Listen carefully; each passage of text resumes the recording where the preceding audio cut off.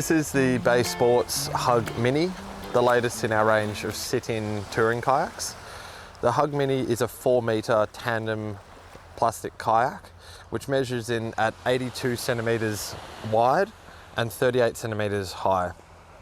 It weighs at 41 kilograms and has a huge weight carrying capacity of 280 kilograms.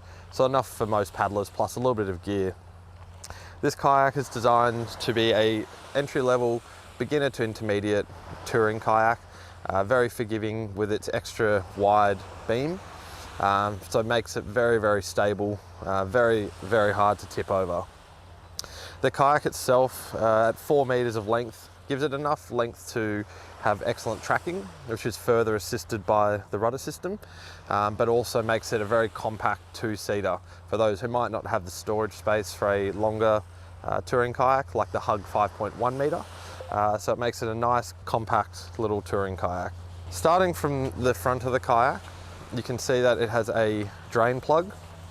This is closed when you are out on the ocean, preventing obviously water getting in, but it's designed to release any hot air that builds up when you leave the kayak out in the sun. Also, if you get water inside the hull and need to drain it, you can undo it like so, and the water will drain out through the drain plug, making sure that you do it back up when you go out again on the water.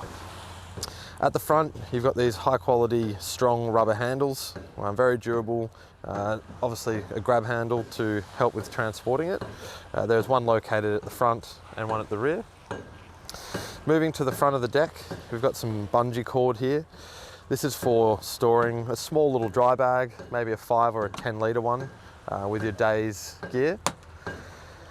This little recess here is to put your paddle. If you want to keep your hands free to put on some sun cream or grab a drink of water, you can pop the paddle in here just to store it temporarily. As you can see, moving to the cockpit, being a recreational kayak, it has quite an open recreational style cockpit. This makes it much easier for you to get in and out of the kayak. It also means that you can put a spray skirt on here, preventing water from splashing inside the kayak. They're available as a separate purchase for $98 with the kayak. In the front here, you can see that there is a built-in touring seat, which is fitted with some extra EVA foam padding. This gives you some extra comfort for a few hours out on the water. And in the back, you have quite a thick padded adjustable seat.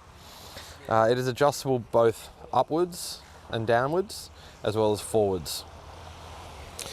Behind the seat, there's a bit of bungee cord, which attaches to a hook located directly underneath here. That holds the seat in an upright position. And to adjust the seat, as you can see on the back, you have these 2 black lugs, which you unscrew. This allows you to slide the seat up for a higher seating position or down for a lower seating position, depending on your comfort. Once you've adjusted the seat, you simply tighten like so.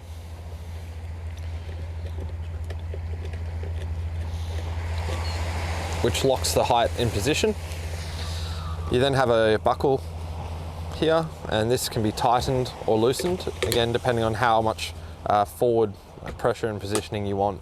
Obviously, you, with your body weight, push back in it like so, and then you hook it underneath and adjust to your liking. It's quite a thick padded seat, so in addition to your life jacket, it provides you quite a lot of comfort for out on the water. Looking inside the front of the kayak, there is adjustable footrests, which are on a sliding track rail. As you can see here, you simply lift up like so. You adjust the footrest forward and all the way back. The maximum height capacity for a person in the front seat is 6'2". At the front, you can see these ones are fixed footrest positions. So the front person doesn't do the steering of the rudder system, that's for the back seat. So these are purely for footrests.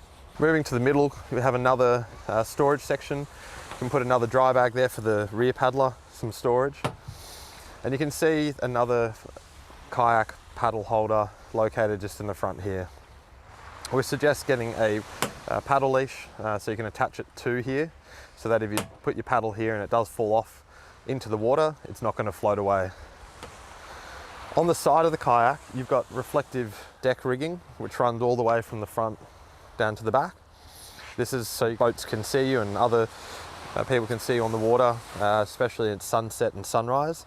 These little bits of reflective material in the rope will shine on light, like distant light. You can also use this to hang an anchor off down the side if you want to anchor up for a little while, or even tie on, clip on some dry bags, etc. Moving down to the back cockpit, it's the exact same size as the front one. The key difference with the footrests here, as you can see, is they are connected up by a nylon rope to the rudder system located at the rear of the kayak. So you adjust the footrest. If you want to turn the kayak left, you push left, and if you want to turn the kayak right, you push on the right, like so. So the person in the seat in the back controls the rudder system, and the maximum height for a person who sits in the back is 6'3". Moving further down the kayak, you can see there is a 25cm rubber hatch cover, which reveals your storage, your sealed waterproof storage in the back of the kayak. It's attached with a nylon rope so you don't lose it. And you can see in here there's approximately 60 litres of storage volume in the back. So you can put obviously your dry bag, you potentially put a small camping tent there if you do fancy doing some overnight camping trips, but there's definitely enough storage in here for 2 people for a day trip on the water.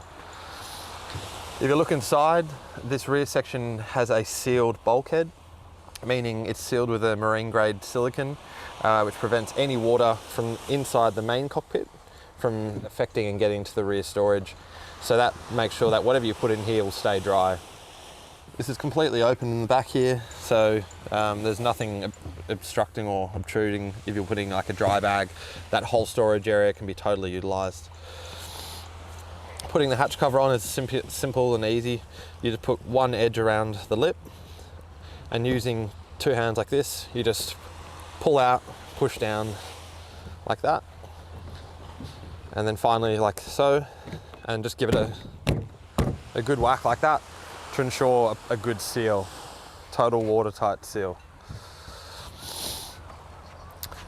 This is the rudder lift system. So you pull it when you're sitting in the rear, which pulls up the rudder system, and then you pull it into here, which has little teeth in here which grabs onto the rope like this.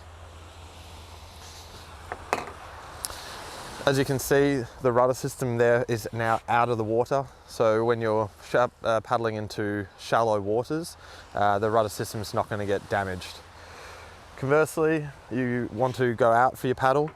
Once you leave and you're in at least about 30-40 centimeters deep of water, you can simply pull it out and release it like so, placing the cord back into the teeth while you're out paddling.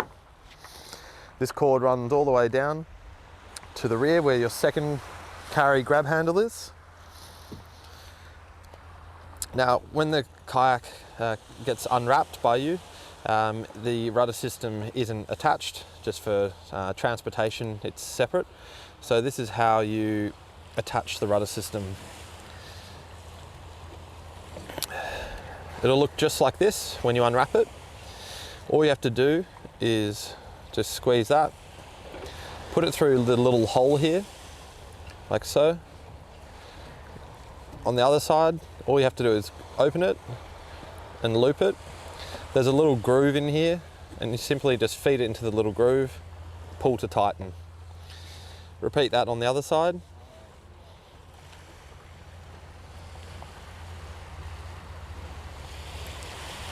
And your rudder system is all good to go. It's a really simple setup, really easy, and that's not going anywhere. There is another grab handle here which you could use. It is obstructed by the rudder system, which is connected to the rear molded in handle. So that's what this handle here is for. On the rudder system itself, It's a nice, strong, hard plastic blade. A little bit of flex in it, but for general paddling, it does the job nicely. As you can see, it's quite a deep blade, which really helps with turning your kayak much sharper than more shallow blades. And it's quite fat as well, so it's a really nice quality, well-designed kayak blade. It's a really nice, well-designed kayak rudder. Setting up the rudder system, which is as simple as putting this bit straight down like that, turning it 90 degrees, and then inserting the split pin on this angle.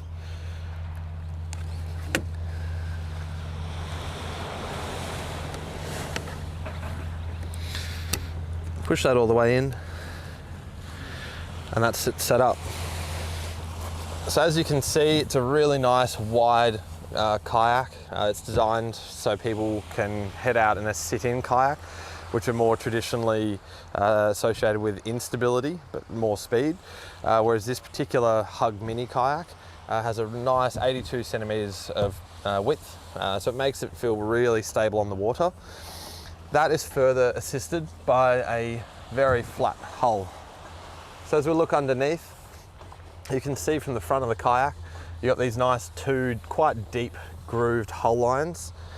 These are designed to channel the water from the front as you paddle, and these greatly assist tracking of the kayak, which is further improved by the rudder system.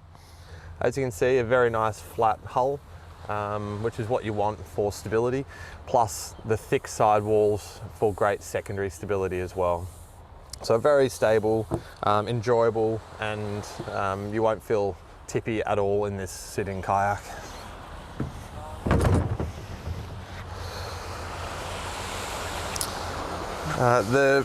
As you can see, the V-shaped bow at the front with a little bit of flare helps repel and deflect water away from the kayak, as it cuts a nice clean line through the water, runs all the way down the kayak, and tapers back for a nice glide through the water. And that's the Bay Sports Hug Mini 2-person sit-in touring kayak.